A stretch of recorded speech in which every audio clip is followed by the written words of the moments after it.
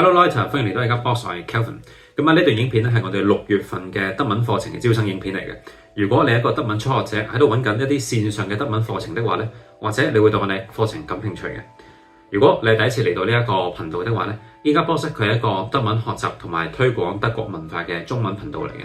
我哋喺2021年開始正式運作啦。Kelvin 我咧係主持過成個從零開始學德文嘅線上學習系列，個目的咧就係要令到對德文完全零基礎嘅德文初學者咧，可以對於德文嘅文法咧有初步嘅了解。成個播放嘅系列咧喺 YouTube 係免費公開嘅，而 Kelvin 我咧本身亦都係喺德國咧完成咗哲學嘅本科課程，全程咧都係用德文修讀同埋進行考試嘅。所以咧我係好了解每一個嚟到德國求學啦或者嚟到生活嘅外國人，你哋將會遇到嘅問題同埋挑戰嘅。所以咧，從3年前開始咧，我就開始提供呢一個嘅線上德文課程，程度咧集中係 A1 同埋 A2 嘅。原因咧主要係因為咧呢個階段咧，我認為係塑造大家對於德文了解最重要嘅階段嚟嘅。到底德文嘅文化係點樣樣嘅咧？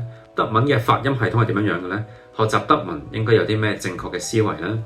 嗱，呢啲嘅問題咧都會喺我嘅德文課程入面咧一一去回答嘅。跟住落嚟咧，我想同大家介紹一下就係喺我呢一度學德文咧係啲咩優勢。再之後咧就係有唔同課程嘅報讀建議。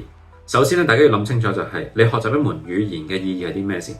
嗱，我就認為咧，你學一門語言最重要咧係要做到傳情達意。你點樣可以透過一門外語係去表達到自己嘅情緒同埋想法咧？呢一個咧先係最重要嘅。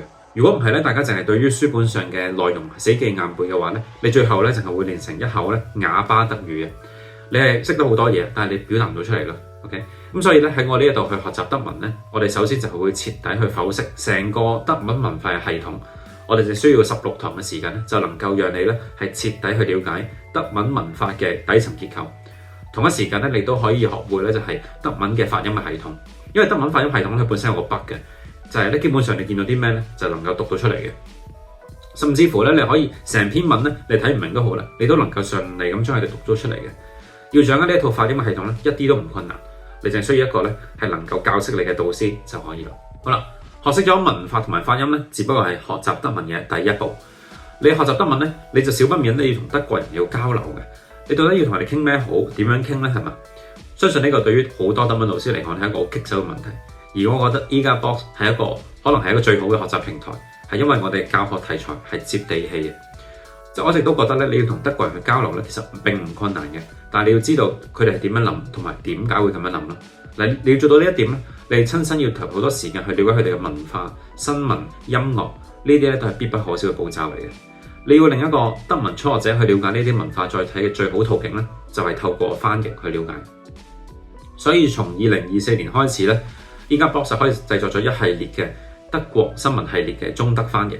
同一時間咧，亦都有德文流行曲嘅鑑賞系列啦，甚至乎咧有呢一個用德文去鑑賞呢一個廣東歌同埋華語歌嘅系列。5月初嘅時候咧，我更加將成個張敬軒嘅倫敦演唱會嘅錄影咧，係翻譯咗做德文。透過德文咧去鑑賞廣東歌詞嘅美咧，係一件好有意思嘅事嚟嘅。雖然過程係啲辛苦，但係我係樂在其中嘅。咁啊，你諗一諗咯，即透過呢啲咁嘅新聞系列咧，你可以知道德國人最近喺度關心緊啲乜嘢嘅事。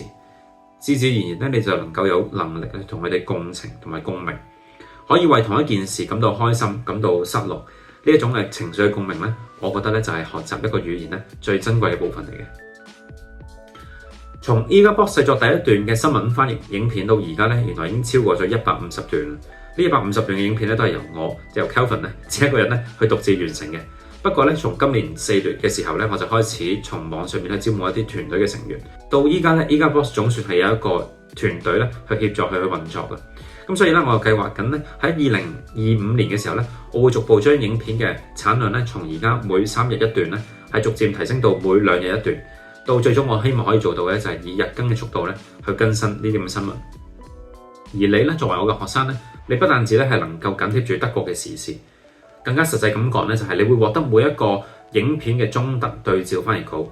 每一個作品咧都係我哋人工檢查過嘅，可以保證咧就係當中嘅德文嘅表達嘅準確率。呢啲都係啲非常優質嘅學習素材嚟嘅。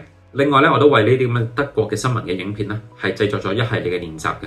例如每一份練習咧會包含10條嘅是非題啦，5條嘅短答題啦。更加犀利嘅係咧，我哋係要提供一個完整嘅生字表啊！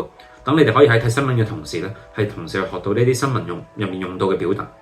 呢啲咧都係你喺學德文嘅時候咧喺呢度可以享受到嘅獨家資源嚟嘅。咁喺呢度咧亦都同大家預告一下啦。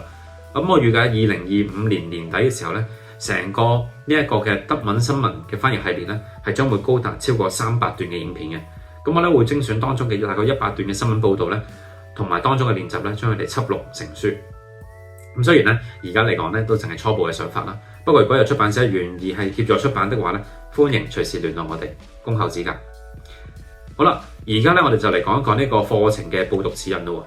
呢一段影片咧係用廣東話製作嘅，不過我哋嘅德文課程咧都歡迎你想透過國語去學習德文嘅學生。如果咧你係完全德文零基礎嘅德文初學者的話咧，你可以去報讀我哋嘅 R1.1嘅課程，呢個 A1.1 啦或者 A1.2，總共咧係有16堂嘅課程。我將會為大家咧建立一個最全面對於德文文法系統嘅了解。嗱，每一個經歷過呢一個課程學生咧，佢哋都會對於德文嘅文法咧有一個透徹嘅了解。喺呢個環節咧，我係從來咧就冇失過手嘅。A1.1 同 A1.2 咧，我哋將會採取一個比較快啲嘅節奏咧去學習。所以咧喺呢一個部分咧，我哋將會以每個星期2堂嘅速度咧去前進嘅。務求咧你要喺2個月內咧呢16堂嘅課程入面咧，就能夠係去鞏固完成大家對於德文文法嘅學習。如果你過去曾經學過德文，自問對於德文嘅文法已經有初步了解的話咧，你都可以參加我哋嘅 A1.3 或者 A1.4。呢個 A1.3 同 A1.4 咧就針對各位嘅聽說讀寫呢4方面德文嘅表達。雖然咧當中我哋會重溫一啲文法嘅部分啦，但係呢個文法咧淨係會佔我哋呢個課程大概20%嘅時間，剩翻低80%嘅時間咧，我哋將會集中喺強化各位對於德文嘅吸收同埋表達。呢一部分咧，我哋將會回歸到咧就係正常嘅學習嘅節奏，每星期1堂嘅時間。我哋預計咧就會花4個月嘅時間，同樣咧總共係16堂左右嘅時間咧。我會幫大家咧去完成成個德文 A1 水平嘅訓練。嗱，雖然咧喺呢一度我哋標榜住佢係一個 A1 嘅課程啦嚇，但係咧我過去都有學生咧係完成咗呢個課程之後咧係去參加 A2 嘅考試嘅，亦都可以順利通過。所以咧你唔需要太過在意咧嗰個課程標榜嘅程度啊。我相信咧每一個嚟到呢一個課程嘅學生咧都會有所得着嘅。好啦，如果咧你過去已經學過德文一段長時間，自問咧有一個堅實嘅 A1 嘅水平的話，甚至乎咧你過去曾經參加過 A2 水平嘅德文嘅課程的話咧，我就好歡迎你嚟參加我哋 A2.3 嘅課程。呢啲學生咧都係從2023年嘅暑假咧開始跟我去學習嘅，到而家咧原來已經差唔多2年嘅時間啦。當中咧大部分已經移居咗德國啦，我係好感激佢哋嘅。同一時間咧，佢哋係不間斷咁樣參加呢個課程咧，亦都係對於呢一個課程嘅質素係一個好大嘅肯定。所以咧，如果你係尋找緊呢個 A2 嘅課程的話咧，好歡迎你嚟加入到呢個班別入面啦。以上提到嘅呢一啲咧，都係香港時區嘅課程。如果咧你已經係身處歐洲或者德國的話咧，我哋同樣都係有提供歐洲時區嘅課程嘅。報讀嘅指引同上面一樣，你可以根據自己嘅程度去報讀一個適合嘅課程。我哋6月份咧係有新開嘅 A1.3 嘅課程，裡面亦都有3位已經之前完成咗文化學習嘅部分嘅學生，所以我哋之後咧會繼續進行呢個聽說讀寫嘅訓練。所以如果你已經住喺德國的話咧，可以考慮報讀呢一個課程。好啦，以上咧就係呢一個課程嘅報讀指引。如果你對於我哋嘅課程感興趣的話咧，你可以去到描述欄當中咧係尋找呢一個課程嘅報名連結。你完成填寫資料之後咧，我就會透過 WhatsApp 咧去聯絡你嘅，跟住咧我就會同你預約一個1對1嘅諮詢嘅時間。你可以喺呢個諮詢嘅時間入面去問關於呢個課程或者同德國任何嘅問題。咁呢個諮詢咧係免費嘅，你完全咧可以喺諮詢完之後咧，你先要決定你要唔要參與呢個課程。因為咧呢個預約嘅名額係有限嘅，所以我希望大家咧可以盡快去填寫呢個報名嘅表格。咁咧我就會有更多時間咧去處理各位報讀嘅申請。OK， 最後咧就係同呢一個課程嘅費用有關。課程嘅費用咧就係每4堂160歐元，折合咧就係大概1350蚊港紙，或者係5530蚊新台幣。咁啊，所以以我哋 A1 課程為例咧，我哋成個課程咧將會涵蓋4個階段嘅。OK， 每個階段8堂，所以成個課程咧大概係32堂。你將會經歷大概8個月嘅時間，而你嘅預算咧大概係1300歐元左右。呢個咧係你即將需要付出嘅部分，但係呢個咧亦都唔係全部嘅嘢嚟嘅。仲有你嘅時間啦，你嘅心機啦，而你即將獲得嘅咧，亦都係對於德文文法嘅透徹嘅了解啦，能夠正確咁樣去用德文去咬字同埋發音啦。更加重要嘅係咧，你能夠同德國嘅呢度嘅人咧，係建立第一個有意義嘅連接。你將會明白到原來德國人嘅喜怒哀樂係點嘅。我相信咧呢一個係你喺其他嘅德文課程入面咧係難以體驗到嘅。